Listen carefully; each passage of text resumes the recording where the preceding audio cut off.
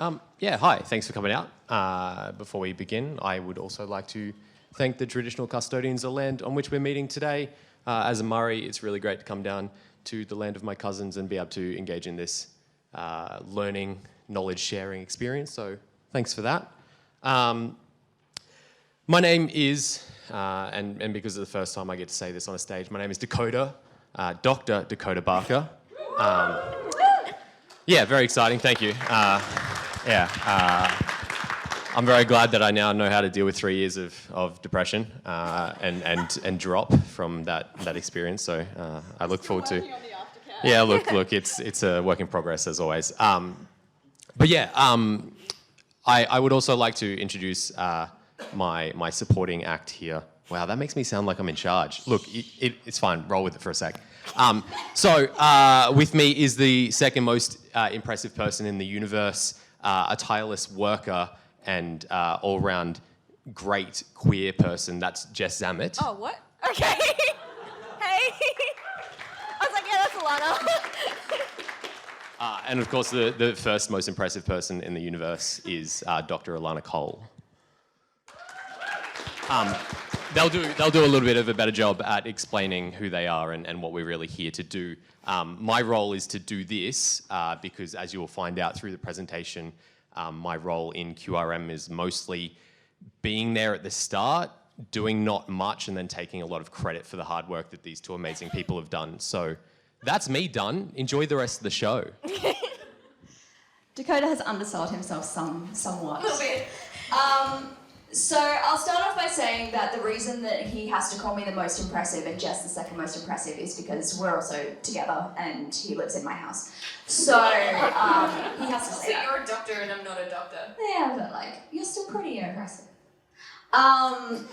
Also, I want to say that Dakoda does a lot of great work with us as well. He does a lot of our consultancy work, he edits things for free all the time, and I don't know what I would do if I didn't have someone in my house who I could be like, advocacy is really hard, and he could be like, I know, darling, I'm sorry. So he does a lot of good work, and we wouldn't be where we are without him. So welcome to our presentation. We made a lot of ridiculous mistakes, so you don't have to. You will anyway, that's business. But you don't have to make ours. And what's the point of making mistakes if you can't share them with the world? Queerly Represent Me all began in the shower. Who has started a project by having an idea in a shower? Yeah, you did. I feel that. So mine is a slightly different story to possibly yours in that I was not in the shower. Dakoda was in the shower. And I was talking to Dakoda through the door of the shower about this idea that I had. Because I didn't want him to have peace and quiet in his own shower. I wanted to talk at him about an idea that I had. It's a to and fro. Happens all the time. So in May 2016, I was like, hey, I'm doing this thesis through my doctorate in something queer, not at all to do with games. I'm teaching games, not at all to do with queer. What if I did a thing that's both queer and games? Like an article. You know, like just a little article. Just a little one. Just a little one. You know, some people have written articles and I've noticed that they don't capture the full gravity of this topic. What if I wrote a better article? Imagine. And he was like, what if it was a website? And I was like, Dakoda, I'm so busy. I'm so busy. And what I should have said in this moment was, Dakoda, I am incredibly busy right now. I have a lot on my plate. I'm very burnt out. And I don't think I have the capacity to take on a project of that size. That's not what I said. What I did was get incredibly defensive, really angry, and we had a giant fight. But then I said, you know what, you're right. And what I'm not going to do is what you suggested and, make a page on my website. What I'm going to do is immediately buy a domain name and make a whole new website and a company. And I'm just gonna spearhead a whole thing. I have time for this. This is fine. Alayna's really good at self-restraint, just keeping it chill, just really paring back. So QRM started with a giant fight while Dakoda was in the shower. It's great. It's embarrassing. You should put that on Twitter. It's great. So I registered a brand new URL that night. It's called Queerly Represent Me because I really wanted a .me URL, and I was like, how can I make this work? That's why it's called what it's called. That's literally it. I'm sorry, my laptop keeps turning itself off. So on June June 2016, this tweet arrived into the world. You can still find it. It's the first tweet on the Queerly Rep Me Twitter. It got 9 retweets. You'll notice that none of the other directors of the company are those retweets. Just me. I'm sorry, okay. Because at this stage there weren't other directors, which is why I'm still the only person talking. Because at this stage it was me just being like, alright cool, I've spent a month just putting some games in a list. It's now a website. Here. How about it? That's what this Twitter was. It looks really pretty now. That's because the logo's been updated at the point that I took this screenshot. It was so ugly. You'll see that in a minute. It was real bad. But this was where it started, right? It started with a database of games. That was it. Games that have queer things, games that do trans representation or diverse sexuality, interesting relationships. That was it. I was still very vague on what I wanted it to be because to start with, it was a thing for me. It was a thing I needed to be able to help me do my research. That was it. So that was where we started in May 2016. And as a strange little aside to us starting the database, I did a survey. Because I was like, okay, people probably have info on this topic that I don't have, because I'm very, very fresh on it. I'm going to ask people, and then from that information, I'll be able to find some things out. What I didn't account for is the fact that I don't have any experience, well, I didn't at that point, have any experience analysing statistical data. So then Jess joined. This is Jess. I became useful. You were always useful. I just didn't Just really got know to you. But then we met and it was great. You can see the chips there next to Jess's name because we're both obsessed with hot chips and every time we're together we eat a lot of them. It's great. Just haven't met anyone that doesn't love them and I just don't want to. So Yeah, but like we love them more than we have a rubric for how you judge chips when you eat them. And then we go to new places and we eat chips together and we judge them based on our rubric. we're very cool professional people that are running a business. We're incredibly cool. Very cool. Very serious? Yeah. It's incredibly serious. Yeah. This is the thing about, mistakes and also lessons. And I think that rubric is not a mistake. I think that rubric is a lesson. Until I die. Yeah. Okay, so we registered as a solo enterprise on my name in May. Took between May and December for Jess to join us. Jess originally joined us to help us out with some survey data, which I'll talk about in a minute, or Jess will talk about in a moment. It took between May and July for us to become a not-for-profit and a charity, which we are now. Took 2.5 years for us to get there. Yeah, not just between May and July, between May 2016 and July 2018. Yeah. And that wasn't for lack of trying. And then almost a year later, we still don't have certain things that we want from our lawyers, but we have some really great, amazing successes that we can talk about, which is fantastic. But it's been a 3-year process for us to reach some of the milestones and goals that we had right at the start. And so I think lesson number 1 is when you jump into one of these things, probably be more prepared than I was. Don't start it with a weird argument in a shower. Actually start with a business plan. And second piece of advice that comes from this is know from the start that business plan should probably factor in a long period of time, particularly if you're going into something like not-for-profit where income streams are hard. And we're going to get into that. Yeah. All right, so I told you the logo at the start was ugly. Yep. There it is. Yeah. That's pretty bad. It's a beautiful rainbow. Oh, it's not. It's so grey. Why did I do that? Just put lavender the whole thing. Why did I do it though? I don't know. I needed a Twitter. Yeah, you're right. You weren't there. That's why this happened. So I needed a Twitter display picture. That's what I made. All right. Okay. Fight me. And No, I'm okay. and the website underneath is quite grey, quite dark, quite sad. This is the part where I thank Matt Petrak for making the beautiful logo and the beautiful banner and all of the lovely things. But the advice that I kind of can give from this is don't wait 10 months to have a logo that actually captures what you're trying to do. Because even if no one is looking at it yet, it's going to be harder to get people to look at it if it's ugly. So start with something sort of nice. I wish I had. But I also understand that getting started is really hard when you don't have any money. So is doing anything. It's been 3 years. I still feel like we're trying to get started, right? Like, and it's reached a point where people know who we are. It's reached a point. Yeah. That's nice. Jess has this phobia that she's going to walk into places and no one will ever know who she is. It happens a lot. I know. I go a lot of places where no one... But then some people... I don't know, weird way, like I go to the supermarket and there's a bunch of people that don't know who... Anyway. That's normal. That's This is normal. going in a direction I didn't expect. Continue. But like we go to conventions and people come up to the two of us and they're like, "Oh, Alayna and Jess," and Jess is like, "How do you know me?" Like you do as Well, much. Alayna started this very impressive, huge company, and I'm like also there. So it's just, that's why.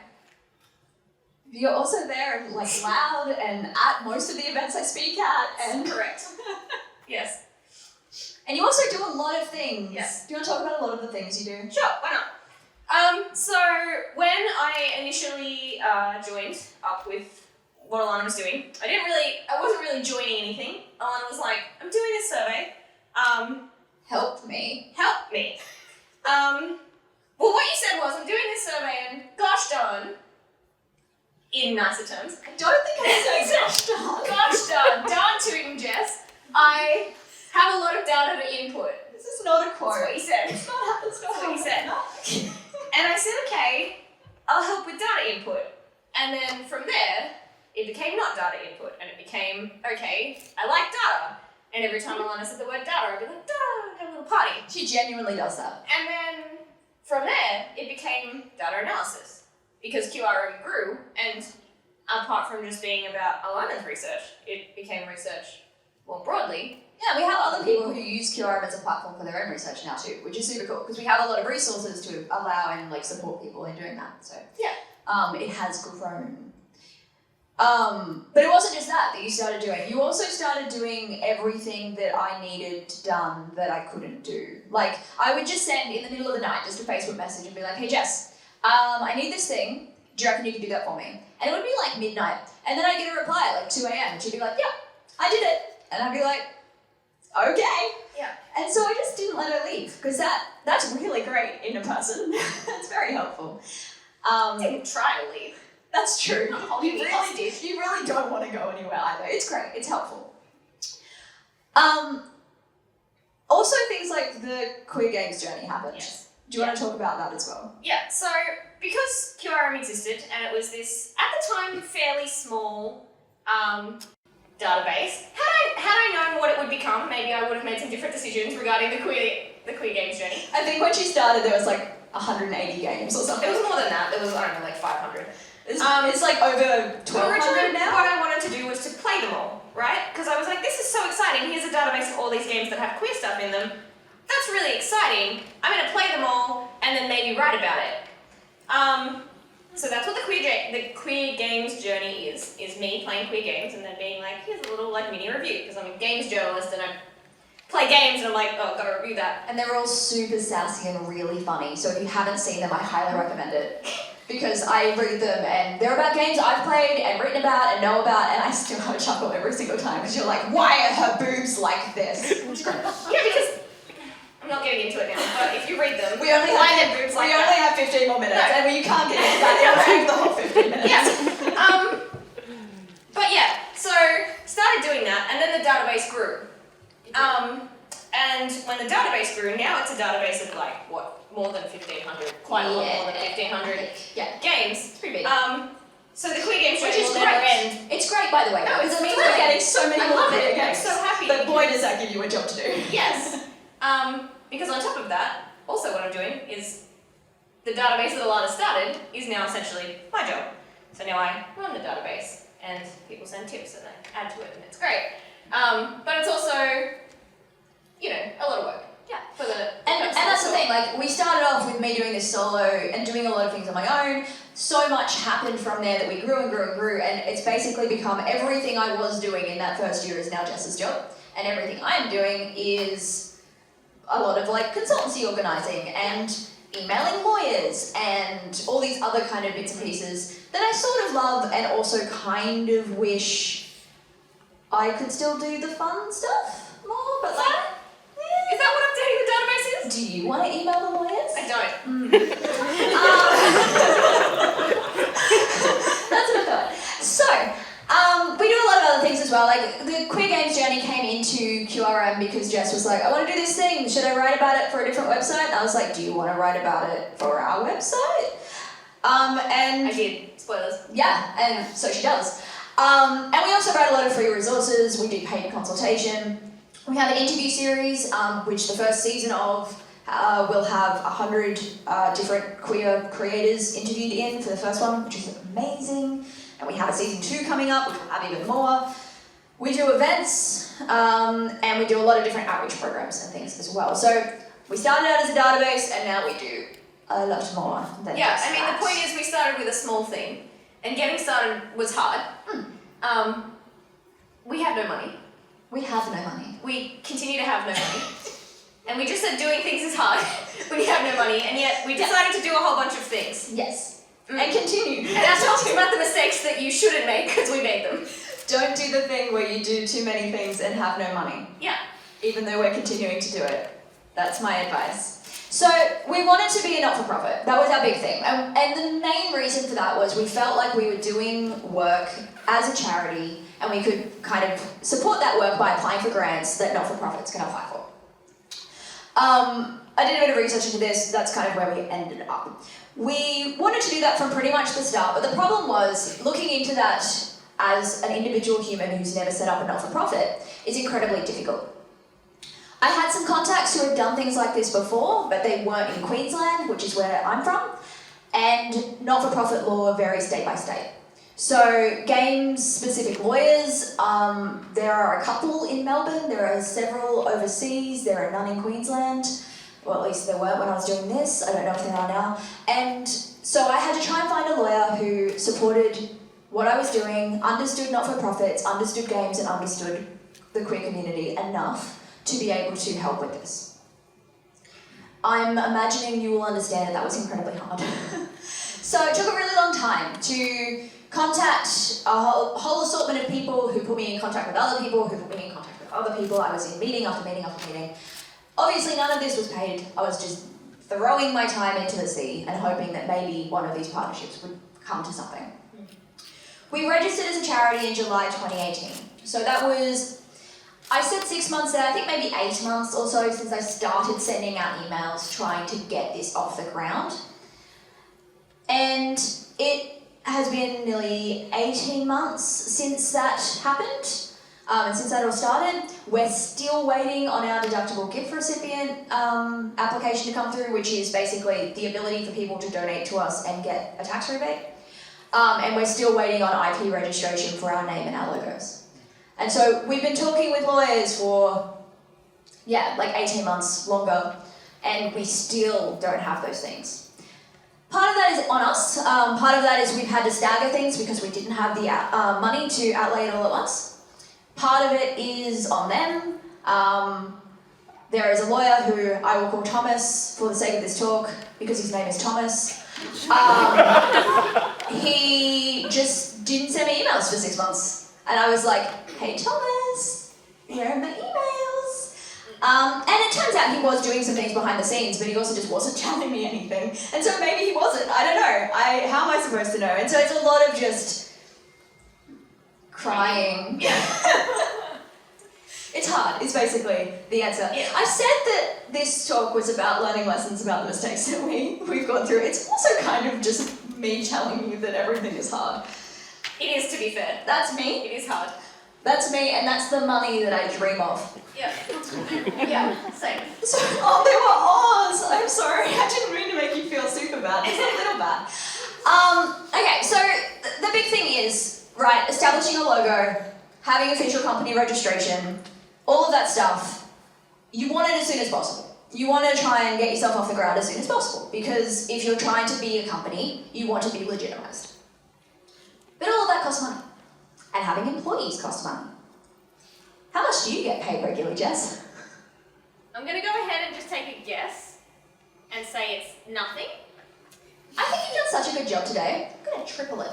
Really? Yeah. 3 times nothing. 3 times nothing. 3 times nothing. Just gonna walk out of here, tripled your wages. Oh, mate. So employees should cost money, is what that slide should say.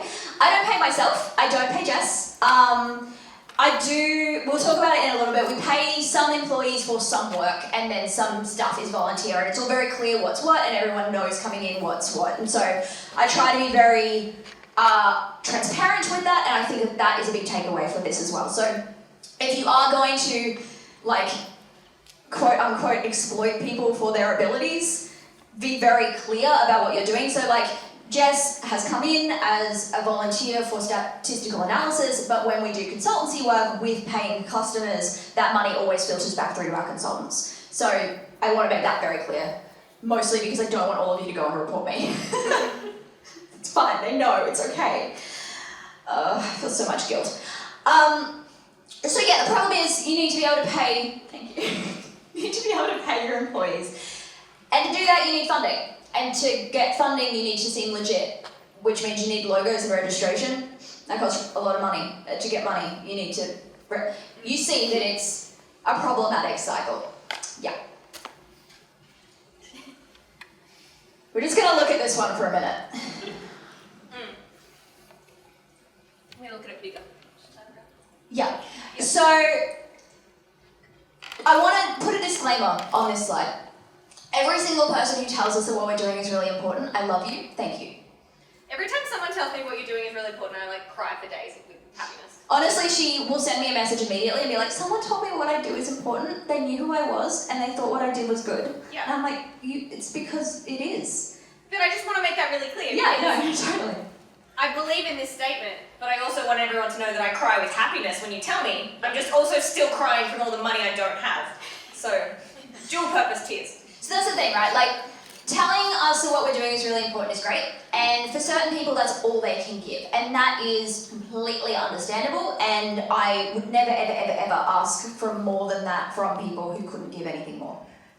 The problem comes from people who say diversity and advocacy and inclusion and accessibility are vital in this industry, what you're doing is very important, I make lots of money in a year and you don't get to have any of it. And it's like... There are a lot of things you have to pay for, right? There are a lot of things that have to come in and out of a door for someone's life, and I don't understand everyone's circumstances. But I also know that the majority of people who are paying us regularly on Patreon or through donations cannot afford to do that. The people who are paying us are the queer people that we're trying to support a lot of the time, not the people who should be standing up and saying, you know what, queer folks are not getting enough support, marginalised people are not getting enough support, and I'm going to put my money where my mouth is. That's the big thing. Woo. I agree. Whoever that was, yes. So, like, this comes across as a big rant. I'm sorry. I'm trying to make it fun, but it's also just, like... But we're also dead inside. We're so tired. Yeah. And that, I think, is, like, one of the overarching things that came out of the last Freeplay talk, and I think it's because we do so many events where we don't feel like we're allowed to say that. Yeah. We have to come up here and be like, we are academic professionals, and this work fulfills me, and I'm not paid to be here. Yeah. Whereas at Freeplay, we are paid to be here, yeah. first and foremost. Yeah. Can we get an applause for Freeplay?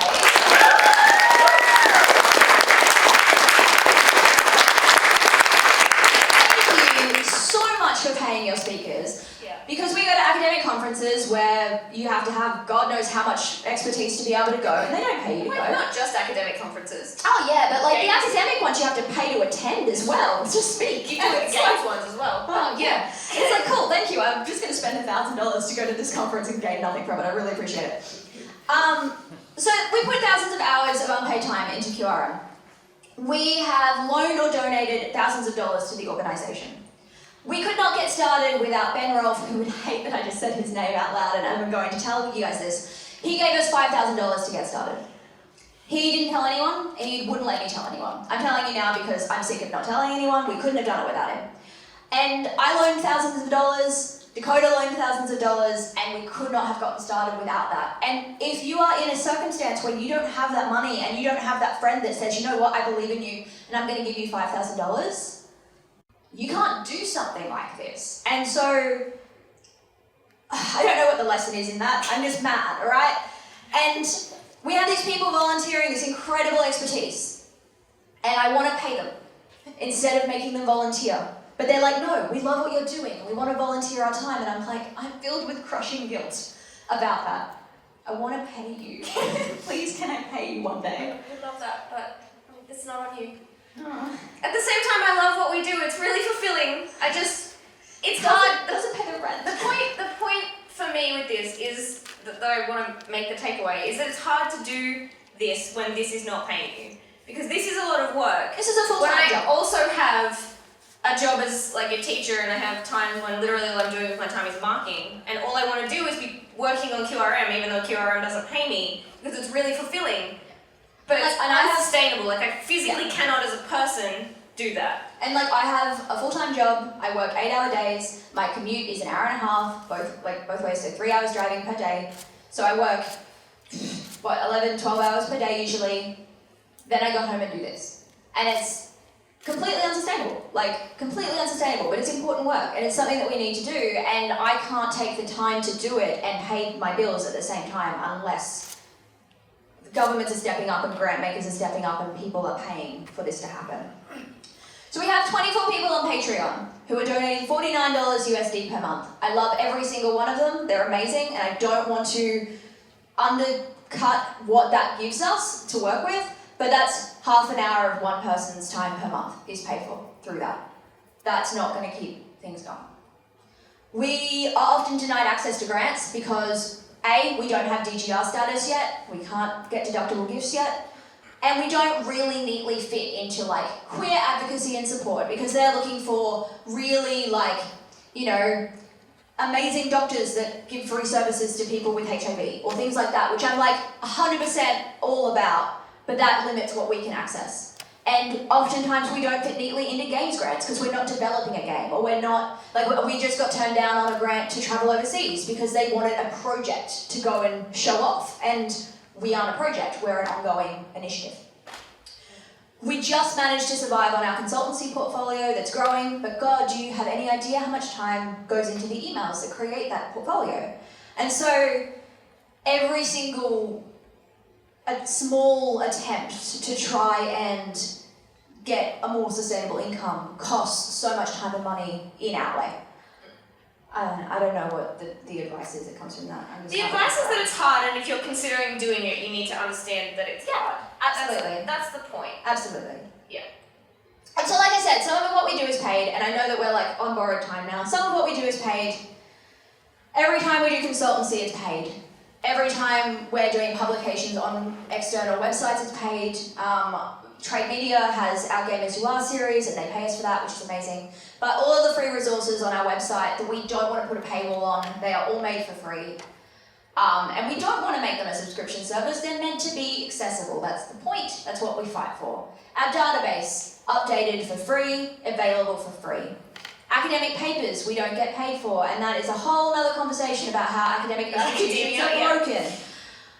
Attending events, like I said, we get paid for this one, but typically we don't get paid, and neither do we get paid for the flights and the accommodation and the time. I'm taking off work to go to them, so are you, etc. And the data analysis is all volunteer as well. Just me. Just you. It's hard to keep on top of things when you're working a full-time job, which is what we were saying before. You can see how many things there are like due from January and February, and I'm still not on top of them. And it's about prioritizing what we do inside the organisation, right? I feel like yes, make that point, but I feel like to make this point be driven home, you need to understand how much of a, doing things all the time person Alayna is. That there's so much to do that Alayna's getting behind means that there's so much to do that I don't believe there's any person that could keep on top of it. Thank you. I try very hard. Yeah, sorry. I need to sleep. My point is just I am still doing a lot of things. It's just not some of these things. And these are things that need to be done. I just don't have time to do them because they're not the highest priority, you know, and that is where you fall behind. Yeah, my queer games journey is way behind because the database needs to be updated. We're also way behind because it's 2 minutes past 6. We want these people to be able to go and eat. I do, I'm kidding. Please eat. Look after yourselves. Please eat. But I just wanted to say that the big thing for me is to have goals and milestones, which we're doing. We have amazing goals. We've done queer representation panels at PAX, we've had a diversity lounge booth at PAX, we've been to GDC, we have these amazing things that we've achieved and they were goals from the start and we've ticked them off. But then we also have other things that weren't goals that we didn't even think were possible, like partnering with the IGDA. We're organising an event with the Brisbane Powerhouse. Yeah. What? They emailed me. What? Yeah. And so the big thing for me is like you need to have these goals and milestones and a business plan, and boy do I need a better understanding of how to budget for this not-for-profit. But also you need to always be open-minded to things that could just knock on your door, because that is where some of the biggest, coolest things have come from for us as well. We're not making enough money yet. We've only been here for 3 years. We're making some money. We're making more than we were at the start, and I'm working on it. Getting there. You don't have time for questions. You should tweet at us. Please tweet at us, though. It also gives me a thrill. Like, I cry for days after that happens. Yeah, like we're just going to be in our If hotel. I have a problem, I don't know, maybe I'll... All 3 of us are in the same hotel room, so we'll just sit around and look at our phones and be like, oh, this person said this thing. What should we say? Genuinely, it fills me with so much joy. Yeah, so feel free to tweet at us. And thank you for bearing with us for an additional 3 minutes. Love you all.